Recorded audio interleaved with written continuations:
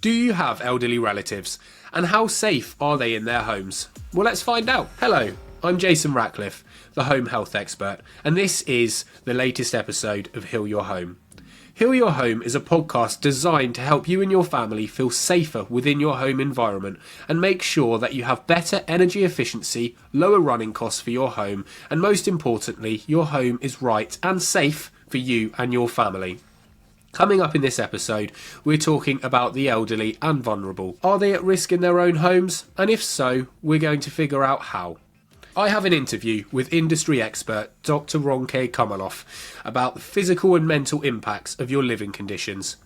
I'll also be sharing another tenant top tip and answering a listener email. But first, Heal Your Home with Jason Ratcliffe, the home health expert. if you're lucky enough to still have your elderly relatives around, or you have someone in your friends and family that may be vulnerable, such as respiratory issues, asthma, low immune system, or any further ill health that may cause an impact on their living conditions, how do you know that they are living in a safe environment? Well, let's find out. But who are classed as elderly and who are classed as vulnerable, and who are we to be able to decide or determine who is what? Because obviously people can be within quite insecure areas, or people may not want for you to approach them, and that's, it's a very sensitive subject. So make sure that however you deal with this, you deal with it amicably and also with empathy. Now, people over 60, 65 typically are at an age that they're maturing, their health becomes more of an issue or noticeable, and we need to make sure that when we hit that age, we are comfortable and able to live in an environment that's going to healthily and positively impact our living conditions and how we feel and how we can live our day-to-day life. So these things are small, they don't take a lot of money, but also they can go all the way through to full renovations of homes depending on your own situations, both financially and what you're looking to achieve. So internal environments of where we live, typically, in a nutshell, this is our home. So our living rooms, our kitchens, bathrooms, bedrooms. We spend a lot of our time in these environments, and especially as we get older, these environments become almost our safe haven. And it's important then to make sure that our ventilation, our heating is adequate, to make sure controlled living temperatures are in place. We're not getting the greenhouse effect where things get massively hot, or cold spots where it's very difficult to obtain adequate living temperatures, which can in itself lead to poor health. And from a simple cold all the way through to flus and things that can be a lot more dangerous to health. So on this factor, how do we make sure that everybody that we care about within our circle and within our family are safe within these environments and able to take care of themselves? So making sure simple things, thermostats. Thermostats are really important to make sure they have batteries, they work, they're in a location where the occupants can easily access them. Making sure whatever the heating system, it's efficient. Night storage heaters, electric panel heaters, they do some job, but they are expensive and they don't really do an efficient job when compared to things like modern day central heating systems or underfloor heating. So maybe look at potential grants that may be available, energy efficiency improvements, or if you've got financial funds available to actually look at upgrading these. This is a really important element of a home and can cause a lot of issues, but also can resolve a lot of issues for occupiers, because if you've got a decent heating system, whether that's gas, oil, photovoltaic solar panels, thermovoltaic solar panels, whatever you decide to have in your home, to make sure that 18 to 20 degrees is consistently within a property will really help reduce condensation build-up, black spot mould. Also keep damp at bay depending on the type of property, and just make sure that a general comfortable living temperature can be maintained, and also helps keep budgets and financial costings for bills greatly reduced, especially if you've got a modern heating system. Now, additional things, simple things such as reducing risks of falling, tripping hazards, causing damage to yourself physically. If you have a cluttered living area, it's going to be a hazard in itself. So make sure that there are clear pathways around the home, getting to bathroom facilities, kitchens, bedrooms. It sounds obvious, but there is so many people that even if they're not able to physically move stored items from one thing to another, may accidentally place something on top of the staircase, and nobody who visits then kind of recognizes that as a risk, and that can then cause a fall down the stairs, for example. These are some very basic things that can cause serious health issues and risks. So just removing the clutter, making sure that it is a safe environment can also really help. But also it helps with cleanliness. Being able to then clean a home with less clutter really can make a massive impact. There's a lot less dust. There's a lot less areas that black spot mould and fur and bugs and all sorts of things can end up residing in and causing almost an outbreak in a property in areas that you may not be able to identify and easily be able to then spot and clean. So all of these things can then cause a huge issue, especially for elderly and vulnerable people. So again, we mentioned quite a lot about ventilation. Ventilation's important. We all know that, but why is it important and what are the impacts? Poor ventilation is very common, especially with people that are elderly, because obviously they want to keep the warm in, they want to keep their property as warm as possible, and therefore there's a direct link to not opening windows and keeping everything shut tight. Now there is an argument for that, yes of course, but also there's a huge risk if you don't allow windows to be open and you don't have adequate ventilation in a property, that you're going to end up with black spot mould, condensation, and you're going to end up with things such as potential timber decay and all sorts of nastiness, as well as pollutant and toxin and microtoxin increases within the air, and then therefore you have pollutants and things that can cause respiratory issues, illnesses. Even if you don't leave your home, it can cause a massively increased detriment and impact on your physical and mental well-being. So that in itself, in my professional opinion, and it's shared across quite a lot of experts, it is so much more important to make sure you open your windows 10-15 minutes a day at the very least, just to make sure that your home has fresh air coming in, replacing all of those pollutants, toxins, all of that absolute humidity in the air which can lead to condensation, and then just allow that to be replaced. And then even if you shut it up for the rest of the day, at least that's something.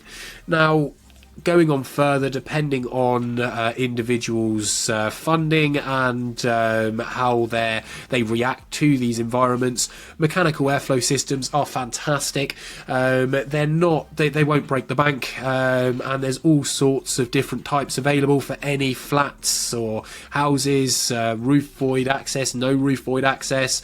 And basically what this does, it creates a forced airflow through a property which causes continuous filtration of the air, reducing any pollutants, toxins, humidity. So even if the property is kept shut tight, no windows are open, we can then still maintain a healthy living condition for those within. So that is something that can be really helpful. So all of these things, as well as making sure black spot mould or any kind of mould is dealt with environmentally healthy and sustainable products that are not going to cause formaldehyde and build up of nasty pollutants in the air, which again can have a detriment impact. Just making sure that all of these things, when spotted, can be cleared away and dealt with. Now, what happens if something is spotted and not maintained? Well, these things get worse. They don't heal. A property is not like humans. They don't, if you get it damaged, they don't heal themselves. It will only get worse, and therefore it will only impact financially and health wise a lot more. So it's always important just to make sure that every couple of months the property is checked over, and if anything doesn't look right, get a contractor in to see if there's any remedial works that are required. A simple crack in an external facade, for example, may just be that. It may cost a few £100s to have a contractor in, and it be dealt with. However, most people do not recognise that, and therefore they can lead to further deterioration as water ingresses. This can expand, especially over winter months, as the water freezes. It can cause additional fracturing to the external facade, more water gets in, and then therefore you've got a much bigger and greater issue, as it can affect electrics, structural integrity, and then rather than a few £100 fix, this can be thousands, if not tens of thousands of pounds. So it's really, really important to make sure the maintenance of the property is well maintained, and if you're not a freeholder, if you're in a leasehold flat, making sure that the management company is on top of these things is really important, because even down to simple things as block guttering or a small hole in a roof can not only cause financial stress, but also it can cause black spot mould to occur, thermal bypass, and lots of things that can affect the occupiers of that property as well. So always be on top of these things and make sure that whoever's in charge of the maintenance, that they understand and are aware of these issues. That also goes for tenants. You have the right to make sure your landlord and a letting agent are on top of these things for you, because inevitably this is your home, this is your family's home, and it's their job to make sure you're safe in that home the best they can. Heal your home with Jason Ratcliffe, the home health expert. Dr. Ronke Komolafe has over 15 years of industry experience within healthcare. She is the CEO and board chair of Integrated Physical and Behavioural Health Alliance. She is also one of the top industry experts on internal health quality and how this links to behavioural and physical health. I recently caught up with Ronke over Zoom, so let's find out more. For those who don't know, would you like to give a bit of an introduction? Thank you, Jason, for having me. I'm the CEO of Advancing Integrated Health, located in Austin, Texas, in the United States. We focus on integrating mental and physical health, making sure that providers, payers, patients, health systems are able to provide care that meets patients where they are. Fantastic. And I mean, within the UK, it's quite a big issue with black spot mold and poor sort of indoor air quality, thermal efficiency. But there seems to be a lot of different, I suppose, misguided or useful information, but it's all blended together and it's difficult to identify what really is, I suppose, useful, or what you should really kind of ignore. But there is research about the long-term neurological exposure to mold growth and poor indoor air quality. Is that something you could kind of go into a little bit? Mold affects people very differently. Two people can be in a mold environment and only one person will be affected. But the most important thing when you're dealing with mold, or when you live in a mold-infested environment, is to always make sure your environment is checked, right? Most people do fumigation. Most people have only inspections. But once you start having symptoms, we call it psychosomatic symptoms. If you're having headaches, fevers, blurry vision, difficulty breathing, but these symptoms do not lead to an exact diagnosis, but you really want to start looking at your environment and the psychosomatic issues that may be causing it. A lot of times doctors will just rule the symptoms out as psychosomatic symptoms, which are symptoms that are caused by stress, symptoms that the doctors believe is just in your mind or your head and you're just going through something emotionally that's reflected physically. But in the case of mold, it's typically persistent and it happens over a course of several years. So if you feel you're going through blurry visions, difficulty breathing, that's the most common one that we see, headaches, anxiety, difficulty sleeping, your environment feels uncomfortable, humidity, something just doesn't feel right. It's always okay to have a routine check with your primary care physician or get a neurological check to see if there's something wrong. A lot of times doctors can pick it up, but when it comes to mold, it could be tricky. It's really up to each individual to be an advocate for themselves. So you're saying it can affect people differently. That's really interesting because I'm very susceptible to a poor environment. And my partner, she wouldn't even affect it. Would you say that there was more vulnerability or groups of vulnerable people that may have to look into this a bit more seriously than others, or does that matter? People who have asthma and low immune system, people who have nerve disorder, tend to get more quickly affected by mold. People who are also more stressed out. So if you're under a lot of stress, your immune system will be down. If you're sensitive to dust or environmental toxins, you'll be more likely to be affected by mold. And a lot of us know this, right? If you're allergic to pollen, then you want to be sure that you're checking your environment for mold. Yeah, they're fantastic. That's really interesting because I've never thought about stress kind of giving more sensitivity to respiratory issues. That may be touching on or maybe why I must say sensitive some of the time. I think from now on, from what you're saying, I may look at my stress levels and see if there's any direct correlation to being more prone to black spot mold. But apart from sort of being affected by black spot mold, are there any other symptoms or any other environmental factors that you can kind of think of from your experience that may affect somebody's health? It's hard to tell. I think from my experience, it's just really getting checked by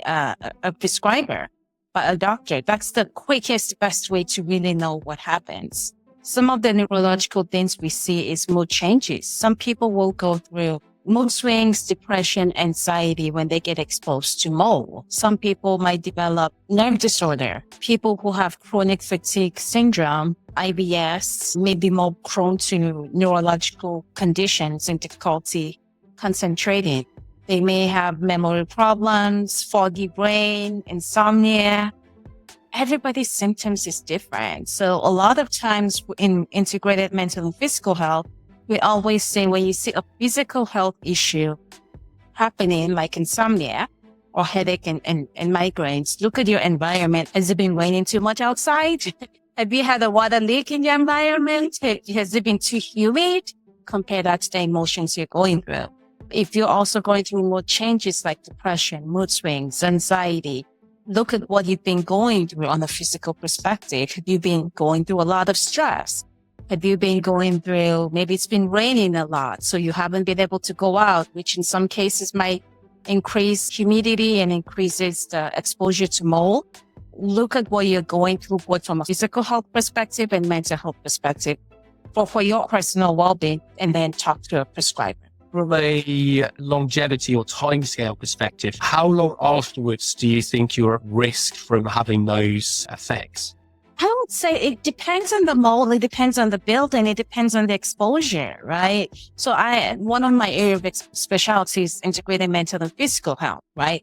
So if you're exposed on a daily basis and the quantity of mold in your environment is a lot, the symptoms will be very aggravated. It will require medical intervention as soon as possible. The only way you would know is based on your physical health symptoms or your mental health symptoms, right? Unless you get your environment checked. A lot of us do, at least in the States, I know a lot of us do at least once a month. We get the environment fumigated. That's very common for us to do, especially if you have a house or even if you live in an apartment. Some states require that apartment complexes do this every month. A lot of times based on the research I've done in the past, I've seen exposure, people showing chronic physical health conditions 5 years into the exposure. I've seen people 10 years into the exposure. So they all started with this mild symptoms and it just gradually grew to become a huge chronic condition. So in reality, it depends on the quantity of exposure and the length of exposure. And of course, your immune system. And now, a listener question for Heal Your Home. Email from Sally in Penzance. Jason, I need to keep my heating costs down in my 1930s property. That's a great question. Thank you so much, Sally, for sending it in. A lot of people were probably asking the same thing. And to be honest with you, it really depends on so many different factors in the sense insulation and thermal efficiency of your property is number one. Has your loft space got adequate insulation? Is it consecutive, constant? You know, you need a minimum of 300 millimeters of depth if you've got mineral wool or sheep wool insulation, making sure that that's no heat escape coming through your roof space. Also, your windows double glazed at least, adequate thermal breaks in between, and your windows and doors are not leaking any energy and heat. It's always worth having a thermographic inspection done because this can highlight areas that you may not even consider having heat escape from. And therefore, rather than ploughing money into things that you think or you've been advised by salespeople to go and have done, make sure you know the full scope of your individual property first. 1930s homes always have excessive heat escape, especially around windows or footings, places where there's areas and junctions of buildings that connect with each other. You also probably notice you may get condensation and black spot mold around those areas. These are very common factors and end results from poorly thermally insulated properties. So depending on if you're in a listed building or if you're in a conservation area, you may need planning consent, but you could always look at external cladding, additional insulation internally. I would strongly advise against retrospective infill cavity insulation, as this can cause excessive water ingress and potential wall tie failure in the future. This is kind of an area that is a bit controversial at the moment in the industry, as there is a lot of people pressing for it. And yes, on paper it does work, but it's the after effects that actually cause a lot of issues with properties like that and insulation when you're filling a cavity. So it's really important to understand that insulation and thermal efficiency is also the most primal thing to do prior to anything else. If you've got old, outdated heating systems, at that point it would then be worth upgrading those, as you know, LPG or liquid petroleum gas, oil tanks, things like that are, I suppose, very expensive for fuel and to fire up heating systems. Would always then be worth looking at swapping those out for potential underfloor heating. You can get zoned heating, things like that, solar panels to offset those. So it's a whole entirety of how your property can work throughout, rather than just an individual resolve. So it's these systems working together. So Sally, I would definitely advise looking at the first step, thermographic survey. Get a thermographic survey done and then figure out the other steps after that. So thank you so much for emailing in your question. It's really appreciated. Jason's tenant top tip. Today's tenant top tips for this episode of Heal Your Home. Extractor fans are massively underused in properties, and as an inconvenience, they can cause noise and general disturbance when you're trying to go to sleep or if you have young children, which is why a lot of people turn the isolator switches off. However, if you're then using a shower, a bath, you're making dinner or putting the kettle on, and you're not using these extractor fans and allowing them to have an adequate runoff time afterwards, then it can have a build-up of condensation in your home. And this is one of the biggest reasons why black spot mold can cause a lot of issues and start growing in your property. So always make sure you're properly using extractor fans, extractor hoods, wherever and whenever possible. Heal Your Home with Jason Ratcliffe, the home health expert. Thank you so much for listening to this week's episode. It really does mean a lot to me and my team. Check out the website at homehealthexpert.co.uk for more information, to check out the services that we can help with for you and your family and improve your home's health, and also for the top tip guides that we have available for you. You can submit listener questions through our website and also by emailing our team at info@homehealthexpert.co.uk or by searching for Home Health Expert on Instagram and Facebook. We will try our absolute best to get round to your questions and help your family out to improve your home's health. Don't forget to subscribe to Heal Your Home wherever you get your podcasts, or on YouTube if you're watching along.